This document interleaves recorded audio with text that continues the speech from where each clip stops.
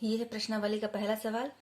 ये क्या बोल रहा है, निम्नलिखित स्थितियों में से किन स्थितियों में संबद्ध संख्याओं की सूची एपी है और क्यों। तो सबसे पहले हम देख लें कि एपी है क्या।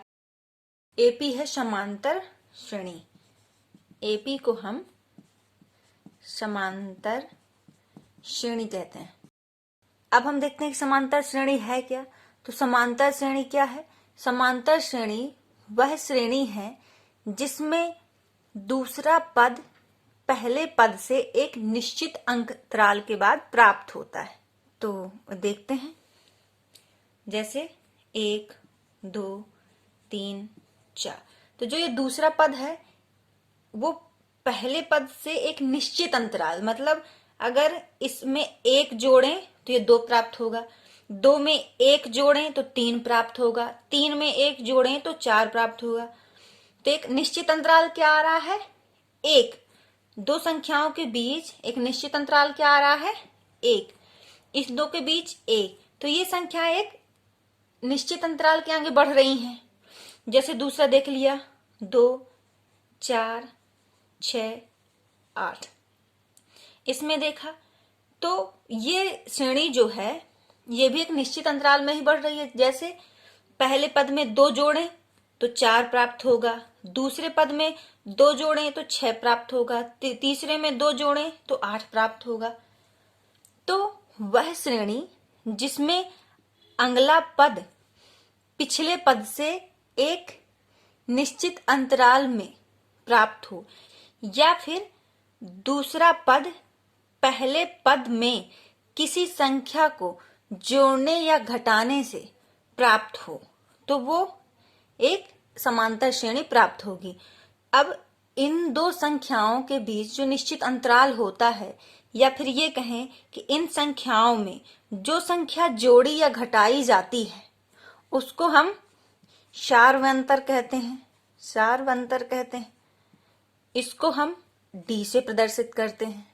तो या फिर ऐसा कर सकते हैं इसको कि प्रत्येक पद में डी को जोड़ा जाए तो जो श्रेणी हमें प्राप्त होती है वह समांतर श्रेणी है। ये डी प्लस का भी हो सकता है, माइनस का भी हो सकता है और शून्य भी हो सकता है। तो समांतर श्रेणी प्राप्त करने का एक जो सूत्र है वो भी देख लेते हैं। तो समांतर श्रेणी के जो पद प्राप्त किए जाते हैं उसका सूत्र होता है a प्लस n-1 d, जहां a पहला पद होता है। जैसे इसका पहला पद 1 है, इसका पहला पद क्या है? 2 है। n क्या होता है? पदों की संख्या। पदों की संख्या मतलब कि हमें पहला पद निकालना है कि दूसरा पद निकालना है कि तीसरा पद निकालना है कि चौथा पद निकालना है। तो n क्या होता है? पदों की संख्या। और d बता ही चुकी क्या होता है? सर्व अंतर। जैसे इसको हम एक एग्जाम्पल के तौर पे देखते हैं। जैसे पहला ही देख लेते हैं। तो इसमें प्रथम पद क्या है? पहला प्रथम पद क्या है? 1। और हमें मान लीजिए क्या निकालना है? चौथा पद। तो n बराबर क्या रखा? चौथा पद ये हो गया। तो n बराबर रखा 4 माइनस 1। और d हमें क्या है? 1 प्राप्त है। 1 कैसे प्राप्त है वो भी मैं बताऊंगी आपको। यहाँ 1 हुआ तो 1 प्लस ये हो गया 3, 1 का गुणा करेंगे तो 1। तो चौथा पद क्या आ गया? 4। और इसका चौथा पद भी क्या है? 4 है। पहला, दूसरा, तीसरा, चौथा। अब ये डी निकालते कैसे हैं ये भी देखिए। अगर हमारे पास समांतर श्रेणियां दी गई हैं, अगर हमारे पास समांतर श्रेणियां दी गई हैं तो दूसरे पद में पहले पद को घटाने से डी निकल आएगा, तीसरे पद में दूसरे को, चौथे पद में तीसरे को घटाने से डी निकल आएगा। तो डी का जो सूत्र होता है वो होता है a2 माइनस a1। दूसरे पद में पहले पद को घटा देना तो डी निकल आता है, या फिर तीसरे पद में दूसरे को घटा देना, दूसरे पद को, तो डी निकल आता है। तो इस प्रकार डी प्राप्त होता है। डी अगर वह समांतर श्रेणी में श्रेणी है, अगर ये श्रेणी समांतर श्रेणी में है तो डी जो है चाहे इससे निकालें या इससे निकालें या इससे निकालें, सभी में डी का मान क्या होगा? बराबर होगा। तो चलिए अब सवाल की ओर देखते हैं। अब इसमें हमें देखना है कि ये एपी श्रेणी में है और यदि है तो क्यों है? तो पहला सवाल क्या है, प्रत्येक किलोमीटर के बाद का टैक्सी का किराया, जबकि प्रथम किलोमीटर के लिए किराया 15 रुपए है और प्रत्येक अतिरिक्त किलोमीटर के लिए किराया कितना है, 8 रुपए है। तो पहले तो इसको श्रेणी के रूप में लिखा। अब इसमें दिया गया है कि प्रथम किलोमीटर के लिए किराया क्या है, 15 रुपए। प्रथम किलोमीटर के लिए किराया है 15 रुपए। जब वह प्रथम किलोमीटर चलता है तो 15 रुपए देता है। अगर उसके बाद अगर कोई अतिरिक्त किलोमीटर चलता है तो 8 रुपए और देने होते हैं। तो अतिरिक्त जो किराया है, अतिरिक्त किराया, हर किलोमीटर में अतिरिक्त किराया उसे देना होगा अब 8 रुपए। तो 15 रुपए तो उसका फिक्स है, लेकिन जैसे ही वह आगे बढ़ता जाएगा, प्रति किलोमीटर बढ़ता जाएगा, तो 8 रुपए फिक्स करना पड़ेगा, सब में जोड़ना पड़ेगा। तो देखते हैं, जब वह प्रथम किलोमीटर चला तो 15 रुपए दिया, फिर जब वो 2 किलोमीटर चला तो 15 रुपए तो देगा ही, प्लस ये 8 रुपए अतिरिक्त किराया भी देगा। तो कितना हो गया, 23 रुपए देगा। फिर वह 3 किलोमीटर चला तो ये 2 किलोमीटर तो चल गया, फिर वह आगे 3 किलोमीटर चला तो उसमें भी वह क्या, अतिरिक्त किराया देगा 8 रुपए। तो इसमें देखा तो कितने रुपए टोटल देगा, 31 रुपए। फिर वह जब 4 किलोमीटर चला तो 31 रुपए तो वो देगा ही देगा 3 किलोमीटर का, प्लस 8 रुपए फिर अधिक देगा। तो कितने देगा, 39 रुपए देगा। तो अपने पास श्रेणी क्या हुई, 15, 23, 31 और 39। इसको लिखा।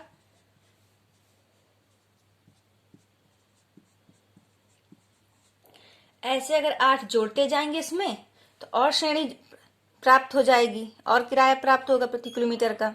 अब देखिए इसको कि यह एपी श्रेणी में है या नहीं है।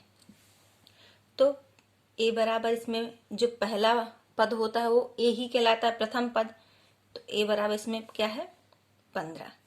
फिर दूसरा पद क्या है, इसको कहेंगे A2, ये A1, A2 क्या कहलाया जाएगा, 23।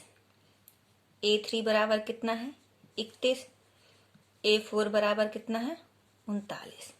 यदि इनके बीच का जो सर्वांतर है D बराबर आता है तो यह एपी श्रेणी में है, और D बराबर नहीं आता तो एपी श्रेणी में नहीं है। तो देखा, निकाला, तो D बराबर निकाला क्या, A2 माइनस A1, 23 माइनस 15, तो कितना आया, 8। दूसरा D निकाला तो क्या हुआ, A3 माइनस A2, A3 क्या है, 31, ये है A2 23, तो इसके बीच का भी अंतर क्या आया, 8। हम देख रहे हैं कि इन सब के बीच का क्या अंतर आ रहा है, 8, मतलब सर्वांतर D बराबर है। तो हम कह सकते हैं कि इससे प्राप्त जो श्रेणी है वो एपी श्रेणी है। क्यों है, क्योंकि इनके बीच का जो सार्वंतर है वो D बराबर आता है। यह दूसरा सवाल, ये क्या बोला है, किसी बेलन में उपस्थित हवा की मात्रा जबकि वायु निकालने वाला पंप प्रत्येक बार बेलन की शेष हवा का 1/4 भाग निकाल देता है। तो मान लिया बेलन का जो आयतन है या फिर बेलन में उपस्थित हवा का आयतन क्या है, V है, या फिर उस बेलन में कुल कितनी हवा है, V है। लिखा का आयतन या कुल हवा कितनी है, V है। तो वायु निकालने वाला पंप, तो जो पंप है वो कुल हवा का कितना भाग निकालता है, 1/4 भाग निकालता है। तो यहाँ क्या निकल लिखे, जो निकली हवा मतलब निकालती है, पंप निकालता है, निकली हवा कितनी, इस पूरे हवा का 1/4 भाग, ये हुआ। तो जब इतनी हवा निकल जाती है और कुल हवा इतनी है तो शेष कितनी हवा बचेगी? तो शेष हवा क्या हो गई? निकली हवा को कुल हवा में घटा दिया, तो कुल हवा माइनस निकली हवा। तो ये हो गया, ये एलसीएम लिए तो 4, 4 में 1 जाएगा, 3v/4। तो पहला तो ये पद है, दूसरा क्या हो गया? ये। अब अपने पास कितनी हवा है बेलन में? 3v/4। ये क्या हो गई अपनी अब कुल हवा है। अब इससे निकलेगी कितनी हवा?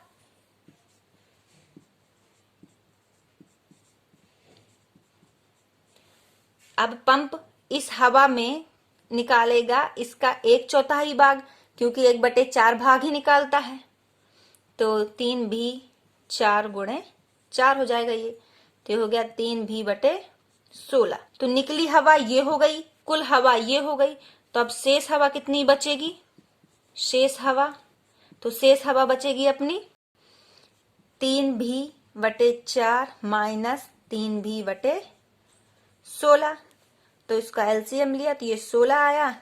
तो ये हो जाएगा 4×3 = 12 भी माइनस 3 भी। तो ये हो गया 9v/16।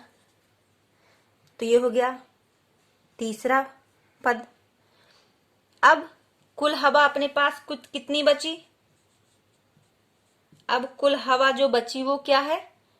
9v/16 है। तो अब इसमें भी कितनी हवा निकालता है पंप हर बार? 1/4 भाग। तो इसका 1/4 भाग निकलेगा तो क्या आएगा? 9v/16 गुणे 4। तो ये हो जाएगा 9v/64।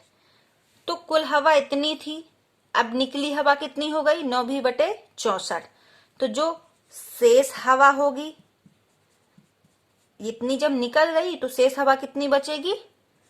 9v/16 minus 9v/64। तो एलसीएम लिया तो ये हो गया 64। तो ये हो गया 36 भी माइनस 9 भी। तो ये आ जाएगा 27/64 भी।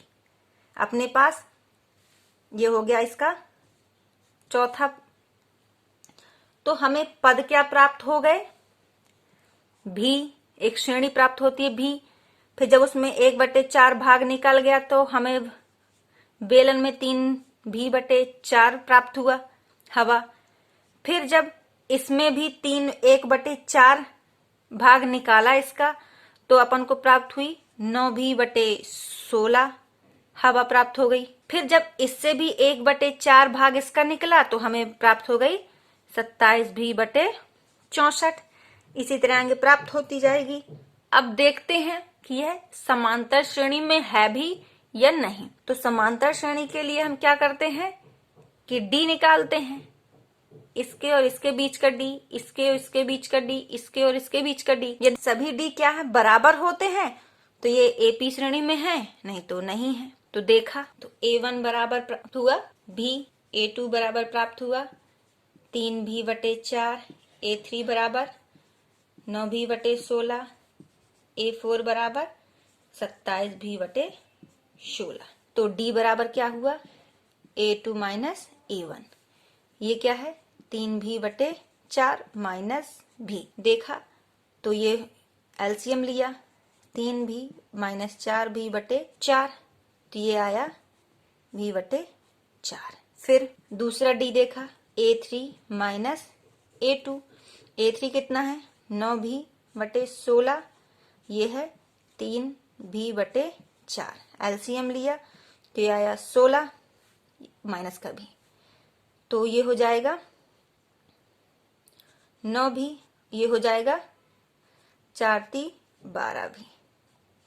तो ये गई 12 में 9 गए तो 12 में 9 भी जाएंगे। तो ये हो जाएगा -3v/16। अब देख रहे हैं कि यहाँ डी क्या है? -v/4। यहाँ डी क्या है? -3v/16। मतलब डी क्या है? बराबर नहीं आ रहे हैं। जब डी बराबर नहीं आ रहे हैं तो ये एपी श्रेणी में नहीं है। ये है अगला सवाल। ये क्या बोल रहा है? प्रत्येक मीटर खुदाई के बाद एक कुआं खोदने में आई लागत जबकि प्रथम मीटर खुदाई की लागत 150 रुपए है और बाद में प्रत्येक मीटर खुदाई की लागत 50 रुपए बढ़ती जाती है। तो प्रथम मीटर की लागत क्या है? प्रथम मीटर खुदाई की लागत है कितनी? 150 रुपए। फिर जैसे ही एक जो प्रथम मीटर है उसके बाद जैसे ही आगे बढ़ती है, मतलब जैसे फिर दूसरा मीटर, फिर तीसरा मीटर, फिर चौथा मीटर आगे बढ़ती जाती है, उसमें वह 50 रुपए लागत बढ़ती जाती है। तो प्रथम मीटर खुदाई की लागत है 150 रुपए, दूसरे मीटर खुदाई की लागत कितनी हो जाएगी? 50 रुपए बढ़ती है तो हो जाएगी ये 200 रुपए। फिर तीसरे मीटर की खुदाई लागत क्या हो जाएगी? 200, 2 मीटर की तो 200 है।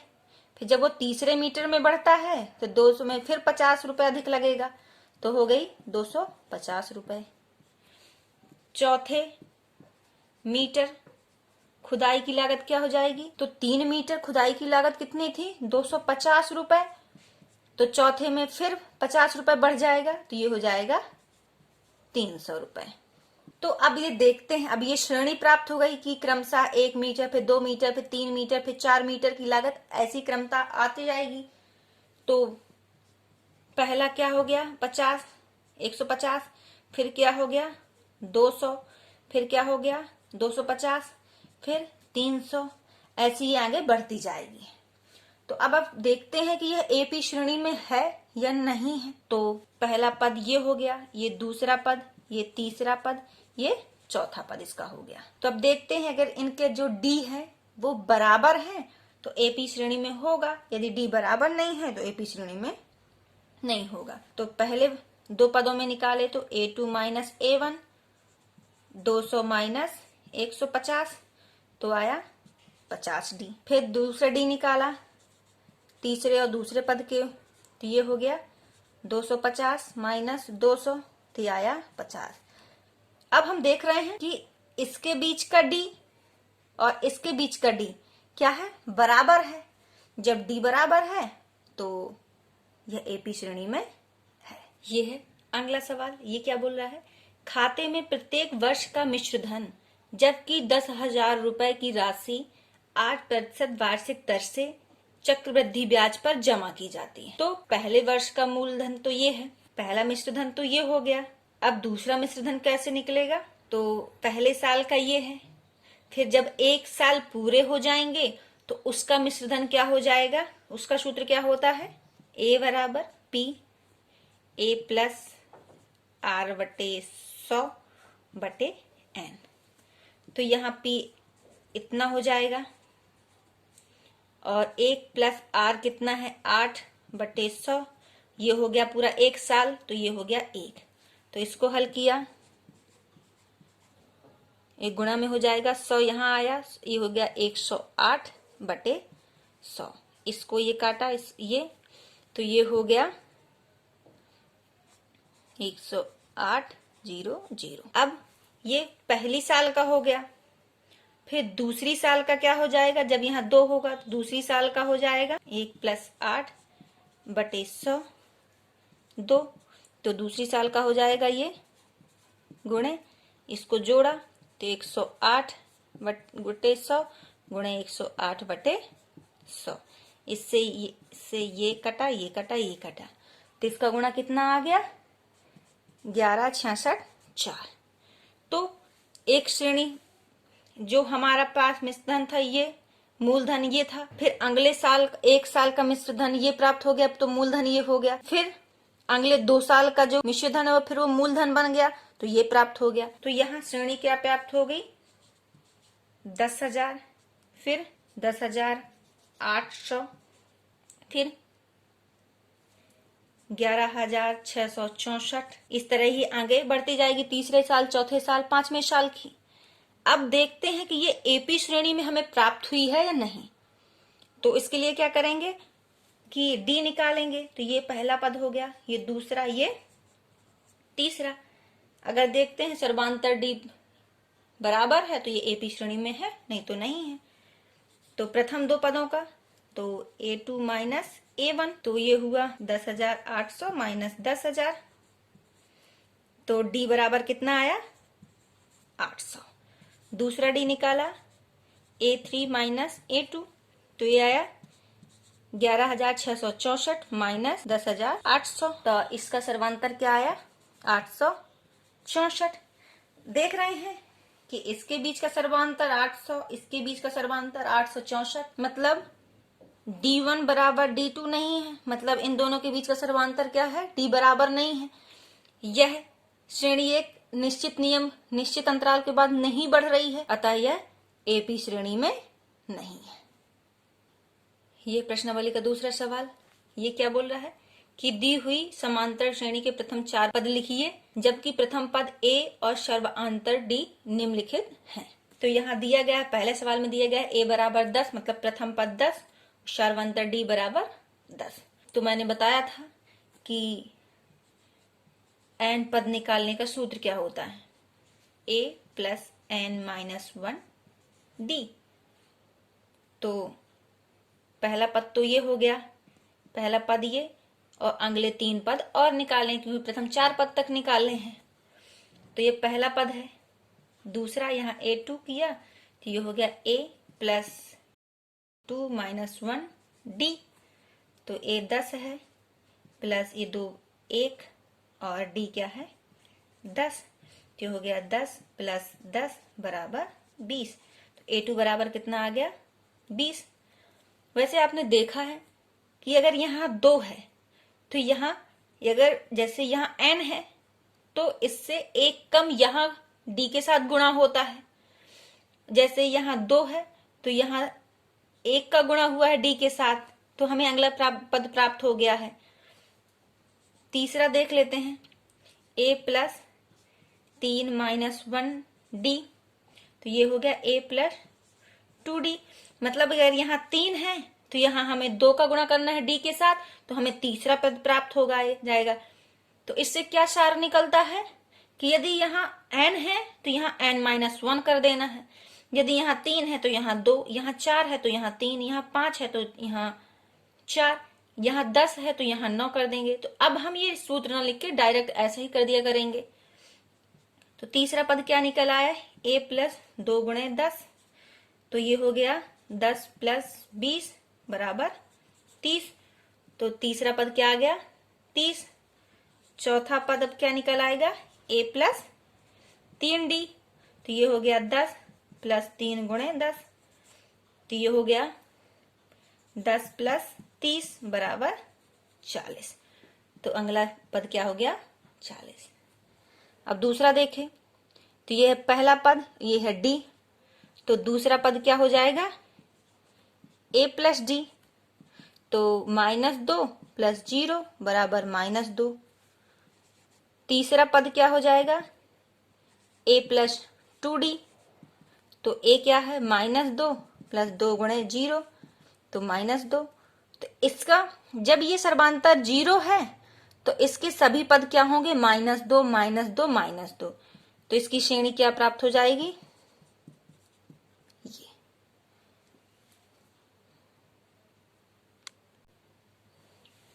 ये है अगला सवाल।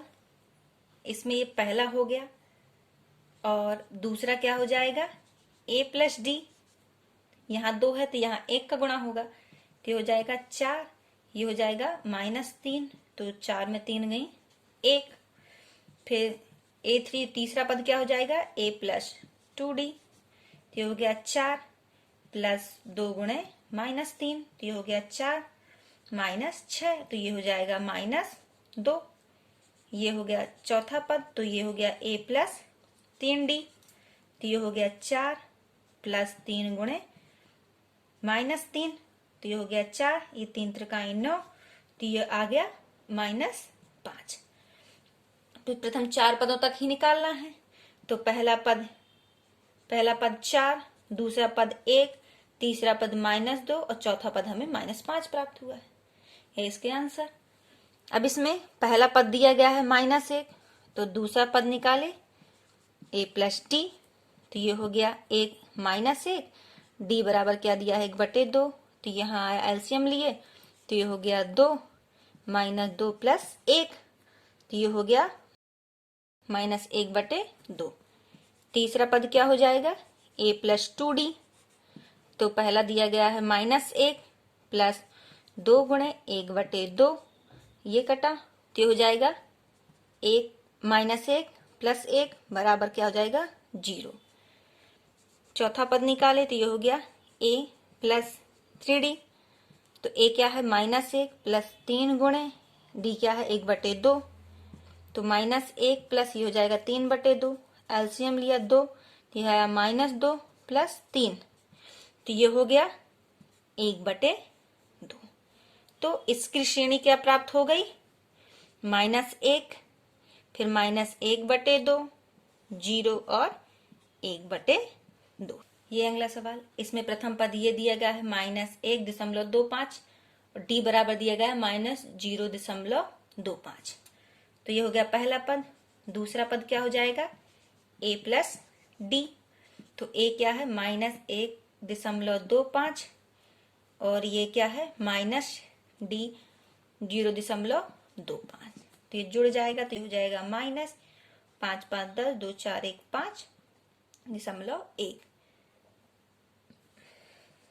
तीसरा पद निकाले तो हो गया a + 2d, तो ये हो जाएगा a क्या दिया गया है -1.25 + 2 × -0.25, तो ये हो जाएगा -1.25, ये माइनस ये हो जाएगा 5, ये जुड़ जाएगा तो ये हो जाएगा 5, ये हो जाएगा 1.75। चौथा पद क्या हो जाएगा a + 3d, तो ये हो जाएगा -1.25 + 3 × -0.25, तो इसका गुणा किए तो ये हो गया -1.25, ये माइनस ये हो जाएगा 0.75, इनको जोड़े 10, ये आ गया -2। श्रेणी हमें क्या प्राप्त हो गई -1.25 -1.50 -1.75 -2.00, इसी तरह आगे बढ़ती जाएगी। यह तीसरा सवाल, इसमें क्या बोल रहा है निम्नलिखित में से प्रत्येक एपी के लिए प्रथम पद तथा सर्वांतर निकालिए। तो अपने पास श्रेणी दी गई है तो उससे हमें प्रथम पद और सर्वांतर निकालना है। तो हमें पता है कि जो श्रेणी दी गई होती है उसका पहला पद ही प्रथम पद होता है, तो a बराबर क्या है यहाँ 3 है। अब सर्वांतर निकालने के लिए हम क्या करते हैं a2 बराबर यहाँ क्या दिया गया है 1, a3 बराबर क्या दिया गया है -1, a4 बराबर दिया गया है -3, तो d बराबर क्या होता है चाहे a2 -a1 कर दीजिए। जब ये एपी श्रेणी में है तो हमें बार बार डी निकालने की जरूरत नहीं है कि इसके बीच का डी निकालें, इसके बीच का डी निकालें, इसके बीच का डी निकालें। जब हमें पता नहीं होता कि ये एपी श्रेणी में है या नहीं है तो हम डी निकालते सभी के बीच का। बाकी जब हमें पता है कि यह एपी श्रेणी में है तो डी निकाले तो क्या हुआ a2 -a1, a2 क्या है 1 और a1 क्या है 3, तो ये हो गया -2। तो सर्वांतर क्या है -2 है इसमें और प्रथम पद क्या है 3, यह इसका क्या है आंसर। दूसरे सवाल में देखें तो इसमें प्रथम पद क्या है -5, दूसरा क्या है -1, तीसरा क्या है 3। तो प्रथम पद तो ये है -5 हुआ और डी कहां से निकाल लिया a2 -a1 से, तो a2 क्या है -1 -a1 क्या है -5, तो -1 ये हो गया +5, तो ये हो गया 4। तो इसको सर्वांतर क्या है d बराबर क्या है 4 और प्रथम पद क्या है -5। अगला सवाल देखें तो इसमें प्रथम पद क्या है a बराबर क्या है 1/3, a2 क्या है 5/3, a3 क्या है 9/3। तो प्रथम पद तो ये है 1/3 और d निकाल दिया किससे a2 -a1 से, तो a2 क्या है 5/3, a1 क्या है 1/3, तो ये हो गया, एलसीएम लिया 3, 5 में 1 गई 4, तो सर्वांतर क्या निकल आया 4/3। इसको हल किया तो प्रथम पद क्या है 0.6, दूसरा पद क्या है 1.7, तीसरा पद क्या है 2.8। तो प्रथम पद निकालना था तो ये है 0.6 और डी निकाल लिए A2 माइनस A1 से। A2 क्या है 1.7, A1 क्या है 0.6, तो ये हो गया 1.1। तो इसका सर्वांतर क्या है डी बराबर क्या है 1.1। ये इसका क्या है आंसर। ये चौथा सवाल, ये क्या बोल रहा है, निम्नलिखित में से कौन कौन से एपी श्रेणी में है, यदि कोई एपी में है तो उसका सर्वांतर निकालिए और उसके और 3 पद ज्ञात कीजिए। तो चलिए देखते हैं कि ये समांतर श्रेणी में है या नहीं है। तो पहला सवाल दिया गया है 2, 4, 8, 16। अब इसको देखते हैं कि यह एपी में है या नहीं। यदि एपी में है तो उसका सर्वांतर निकालते हैं और 3 अतिरिक्त पद निकालते हैं। तो देखा, तो ये समांतर श्रेणी में होगी यदि डी क्या होगा इसका बराबर होंगे, सभी डी इसके बराबर होंगे। तो पहला पद दिया गया है 2, दूसरा पद दिया गया है 4, तीसरा पद 8, चौथा पद 16। डी निकाले तो A2 माइनस A1, तो 4 माइनस 2 बराबर 2 आया। दूसरा डी निकाले A3 माइनस A2, तो ये हो गया 8 माइनस 4, तो 8 में 4 गए 4। तीसरा निकाले A4 माइनस A3, तो 16 माइनस 8, थी आया 8। अब देखते हैं कि ये डी क्या है आपस में बराबर नहीं है, मतलब ये श्रेणी एक निश्चित अंतराल में नहीं बढ़ रही है, अतः ये एपी श्रेणी नहीं है। दूसरा सवाल देखें,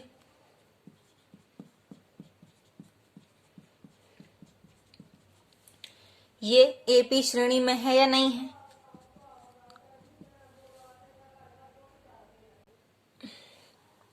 अब इसको देखें कि ये समांतर श्रेणी में है या नहीं। तो पहला पद इसका क्या है 2, दूसरा पद 5/2, तीसरा पद 3। अगर इसके और इसके बीच का सर्वांतर बराबर है तो ये एपी श्रेणी में होगी। तो निकाले, तो पहला डी निकाले A2 माइनस A1, तो A2 क्या है 5/2 माइनस 2, तो एलसीएम लिए 2 आया, ये 5, ये 4 हुआ, तो ये हो गया 1/2।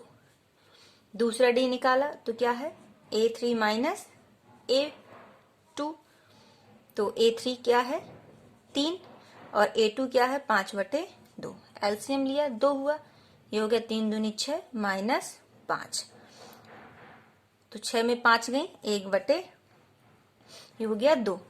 हम देख रहे हैं कि इसके बीच का डी और इसके बीच का डी भी क्या है बराबर है।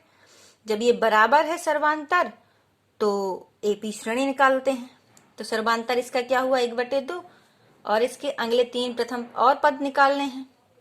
तो 3, चौथा दिया है 7/4, 7/2, तो अगला पद हो जाएगा A5, ये हो जाएगा A प्लस 4D, A बराबर 2, 4, D बराबर 1/2, 2 दूनी 4, तो A5 क्या आ गया, पांचवा पद क्या आ गया 4। A6 छठवां पद क्या हो गया A प्लस 5D, 2 प्लस 5 गुणे 1/2, तो ये हो गया 2 प्लस 5/2, 2 दूनी 4 प्लस 5, 5 4 9/2, तो अगला पद क्या हो गया 9/2, और तीसरा अगला पद 7वां पद हो गया, तो ये हो गया A प्लस 6D, तो A 2 है 6 गुणे 1/2, 2 त्याई 6, 3 2 5, तो ये हो गया 5। ये इसके क्या है आंसर।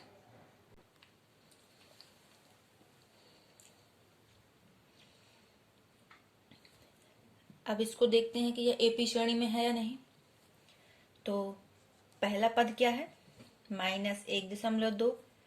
दूसरा पद क्या है, -3.2। तीसरा पद -5.2। तो आगे डी निकाल देते हैं। डी निकाले a2 -a1। तो a2 क्या है, -3.2 माइनस ये हो गया -1.2। तो ये हो गया -3.2 प्लस 1.2। तो ये आ गया -2.0। फिर दूसरा डी निकाला तो a3 -a2। तो a3 क्या है, -5.2 माइनस a2 क्या है, -3.2। तो ये किया -5.2, ये हो गया +3.2। तो यहां भी क्या मान आया, -2। देख रहे हैं कि सर्वांतर सभी के क्या है, दोनों के क्या है, बराबर है। -2 आ रहा है तो बराबर है, तो इसका सर्वांतर हो गया -2। और अगले 3 पदों तक निकालना है। तो पहला, दूसरा, तीसरा, चौथा दिया है, हमें 5वां निकालना है। तो a + 4d। a क्या है, -1.2 प्लस 4 गुणे d क्या है, -2। तो ये -1.2 माइनस ये 4 दूनी 8 हो जाएगा। तो ये जोड़ेगा तो -9.2। तो अगला पद क्या हो जाएगा, -9.2। छठवां पद क्या हो जाएगा, a + 5d। तो ये हो गया -1.2 प्लस 5 गुणे -2। तो -1.2, ये हो जाएगा -5 दूनी 10। तो ये हो जाएगा -11.2। तो अगला पद क्या हो जाएगा, -11.2। सातवां पद क्या हो जाएगा, a + 6d। a क्या है, -1.2 प्लस 6 गुणे -2। तो -1.2 और ये हो जाएगा -6 दूनी 12। तो अगला पद क्या हो जाएगा, -13.2। तो अगला पद क्या हो गया, -13.2। ये इसके क्या है, आंसर।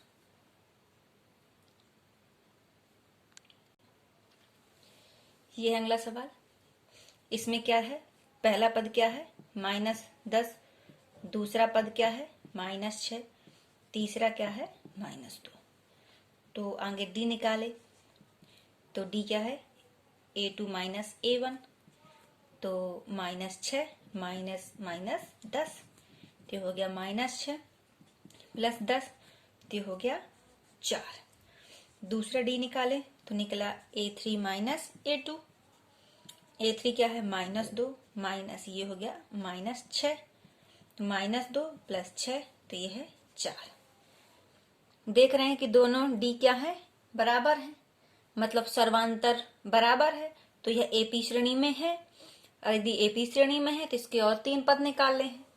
तो ये प्रथम 4 पद दिए गए हैं, 5वां पद निकाल लेते हैं।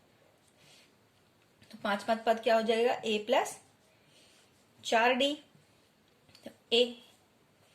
तो a क्या है यहाँ, -10 प्लस 4 गुणे d क्या है, 4। तो -10 प्लस 16। तो ये हो गया प्लस का 6। फिर a 6 निकाले, छठवां पद। तो ये हो गया a + 5d।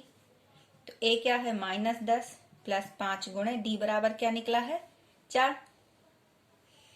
तो 10 पर 5 चौको 20। तो 20 में 10 गई 10।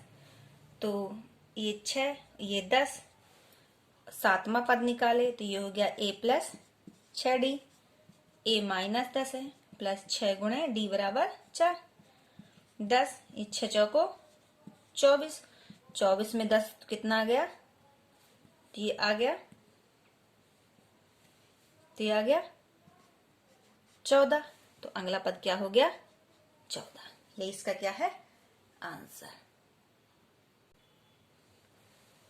ये अगला सवाल, इसमें पहला पद क्या है,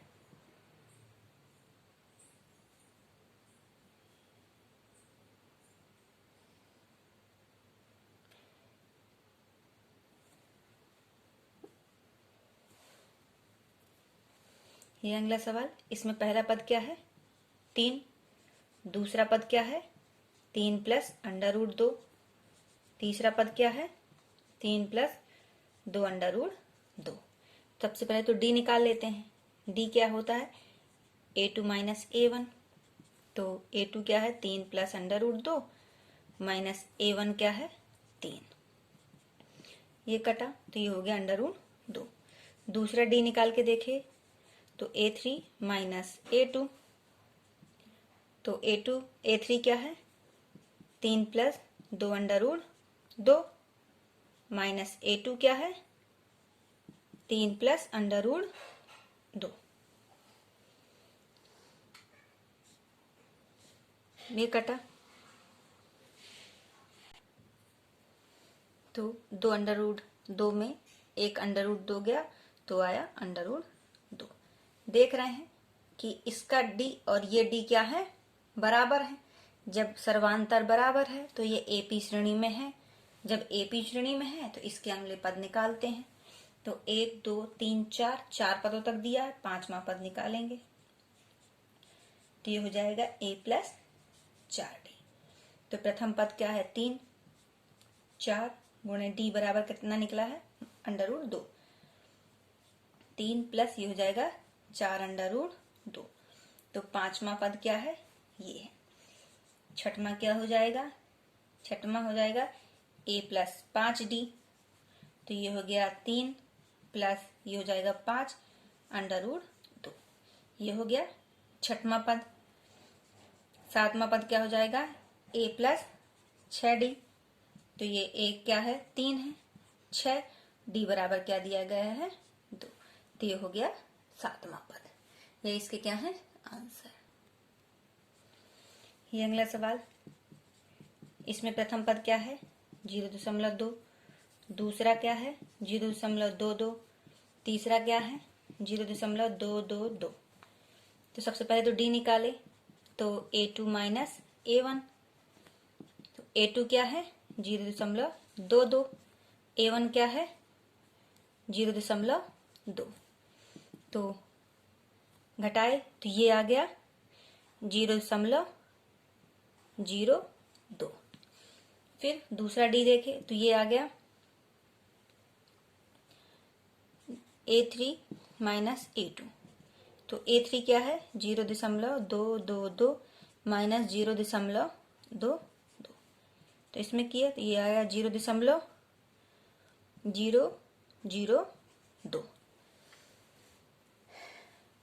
अब हम देख रहे हैं कि ये डी और ये डी बराबर नहीं है, मतलब सर्वांतर इसके बराबर नहीं है।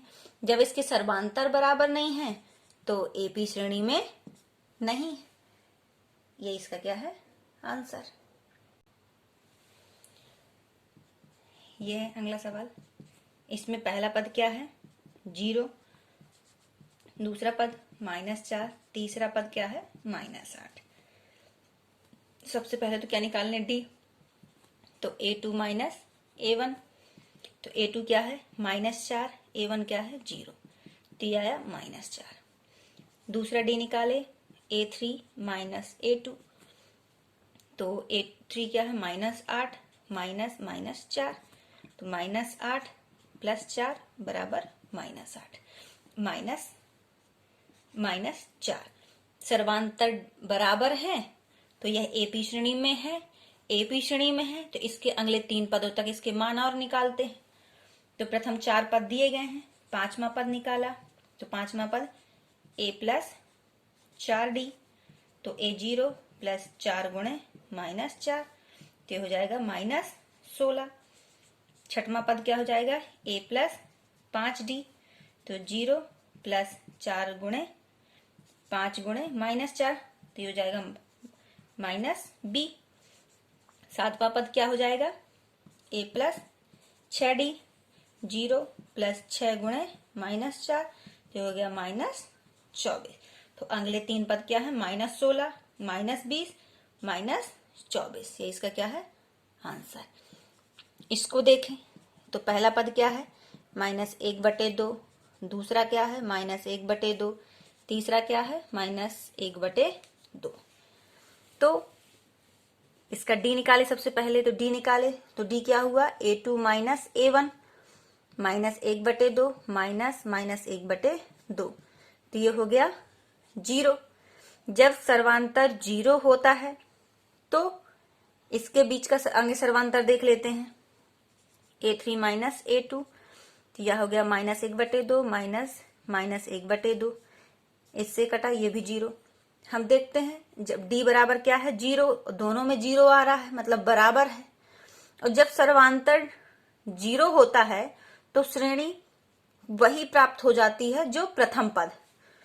तो पांचवा पद क्या हो जाएगा इसका, माइनस 1/2, छठवां पद भी माइनस 1/2 और सातवां पद भी माइनस 1/2 होगा। ये इसका आंसर। इसको देखें तो पहला पद क्या है 1, दूसरा पद 3, तीसरा पद क्या है 9। सबसे पहले तो डी निकाले, तो डी है A2 माइनस A1, 3 माइनस 1 बराबर 2। दूसरा डी निकाले A3 माइनस A2, A3 क्या है 9 माइनस 3, तो ये आया 6। पहला डी दूसरे डी के बराबर नहीं है, मतलब इनका बीच का जो सर्वांतर है वो बराबर नहीं है। जब बराबर में नहीं है तो यह एपी श्रेणी नहीं है। जब एपी श्रेणी नहीं है तो अगले 3 पद ज्ञात नहीं करेंगे। इसका हल देखें तो पहला पद क्या है a, दूसरा पद 2a, तीसरा पद 3a। सबसे पहले तो d निकाले, A2 minus A1, 2a minus a बराबर a। दूसरा d निकाले A3 minus A2, 3a minus 2a बराबर a। देख रहे हैं कि इनके बीच का जो सर्वांतर है वो d क्या है, बराबर है। और जब d बराबर है तो यह एपी श्रेणी में है, और जब एपी श्रेणी में है तो अगले 3 पद निकाल लेते हैं। तो 4 पदों तक दिया है, पांचवा निकाले A5, पांचवा पद हुआ तो a प्लस 4d, तो a क्या है a प्लस 4 गुणे d क्या है a, तो a प्लस 4a बराबर 5a। छठवां पद क्या हो जाएगा a प्लस 5d, तो a प्लस 5 गुणे a, तो 5a प्लस a बराबर 6a। ये हो गया सातवां पद a प्लस 6d, तो a प्लस 6a बराबर ये हो जाएगा 7a। ये इसके क्या है आंसर। इसको देखें तो पहला पद है a, दूसरा पद है A2 a का स्क्वायर, तीसरा पद है a का क्यूब। तो पहले d निकाले तो ये हो गया A2 minus A1, A2 minus a square minus a, ये घटेगा नहीं। फिर दूसरा पद निकाले A3 माइनस A2, तो ये हो गया A3 minus A2, A2 common लिया तो ये हो गया a माइनस 1। हम देख रहे हैं कि सर्वांतर क्या d बराबर नहीं है। जब सर्वांतर d बराबर नहीं है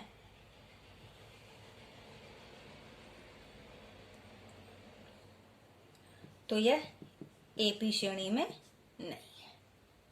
इसको देखें, हल किए तो पहला पद है √2, दूसरा पद है √8, इसको लिख सकते हैं 2√2। तीसरा पद क्या है 18, इसको लग सकते हैं 3√2। अब इनके बीच का सर्वांतर देख लेते हैं आगे, तो d बराबर A2 माइनस A1, 2√2 माइनस √2, 2√2 में 1√2 गया तो आया √2।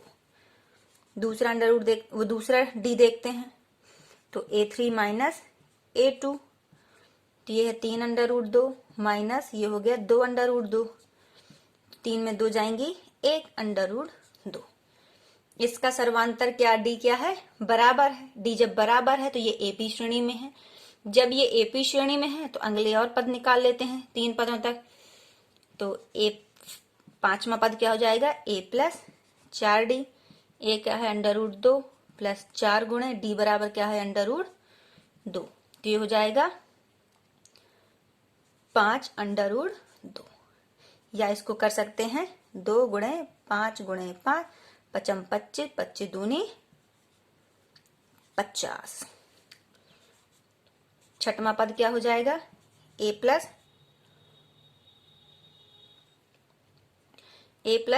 5d, तो ये हो जाएगा √2 और प्लस 5 √2, तो ये हो जाएगा 6 √2, तो ये भी सही है। या फिर हो जाएगा 2 गुणे 6 गुणे 6 36, तो ये हो जाएगा 72।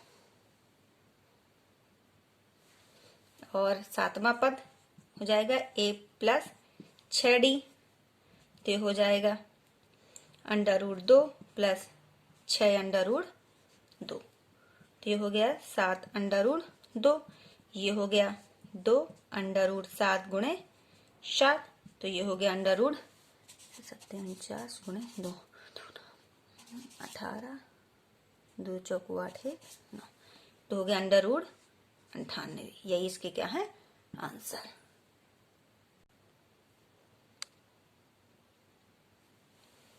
इसको हल किया तो पहला पद क्या है √3, दूसरा क्या हो जाएगा √6, तीसरा क्या हो जाएगा √9 है, तो हो जाएगा 3, ये हो जाएगा चौथा पद क्या हो जाएगा √12, तो हो जाएगा 2 √3।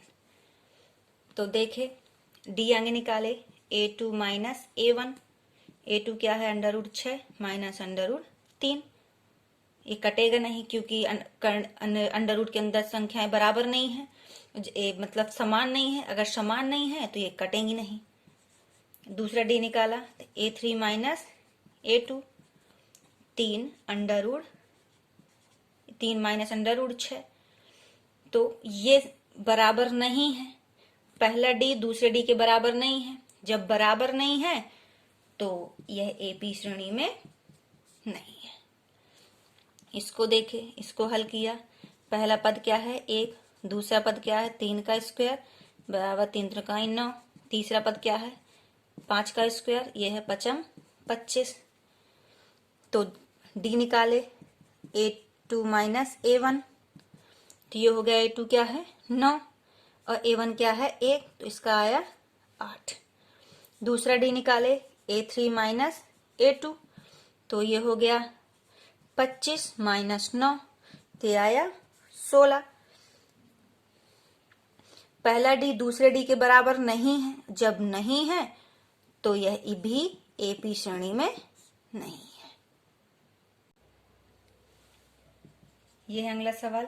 इसको हल किए तो a बराबर 1, a2 बराबर 5 का स्क्वायर बराबर 25, a3 बराबर है 7 का स्क्वायर बराबर 49। अब देखते हैं डी सबसे पहले निकाले तो a2 माइनस a1, तो 25 माइनस 1 बराबर आया 24।